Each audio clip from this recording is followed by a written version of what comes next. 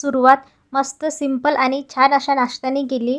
तव्यावरती मला सिंपलच मटकी आवडती, फ्राय केलेली. जास्त कांदा टोमॅटो वगैरे टाकलेली मला आवडत नाही. निव्वळ तेल, मीठ आणि तिखट टाकलेलीच मटकी मला आवडती. मी मटकी इकडे बनवून घेतली आणि आत्याने माझ्यासाठी चहा ठेवून घेतला. आज आम्ही ब्लॅक टीच घेणार होतो आणि इकडे दोघींसाठी ताट वाढून घेतले आणि मुलांना सकाळी टिफिनला बटाट्याची भाजी दिली होती.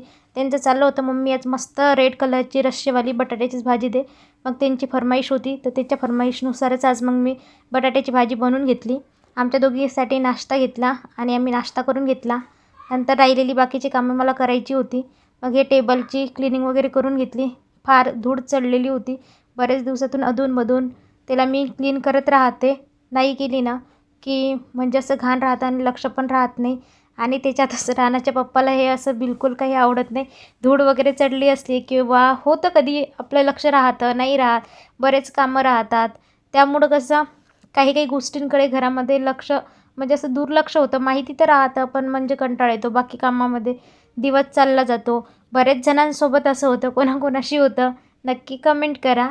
आणि ते असले ना मग त्यांचं राहतं, तू काय करते आणि तुझं लक्षच नाही इथं, तुझं लक्षच नाही इथं.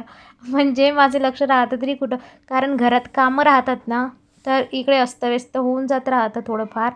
त्यानंतर मी हे सगळं मस्त असं छान क्लीन करून घेतलं, फरची वगैरे पुसून घेतली. आणि अक्षूच्या स्कूलचा टायमिंग झालाच होता, सॉरी रानाच्या, कारण राना लवकरच येतो आहे, त्याची 12:30ला स्कूल सुटती. मग त्यालाच स्कूलमध्ये घ्यायला गेली आणि त्याला स्कूलमधून घेऊन आले. आणि नंतर अक्षू पण घरी आली होती, 2 वाजले.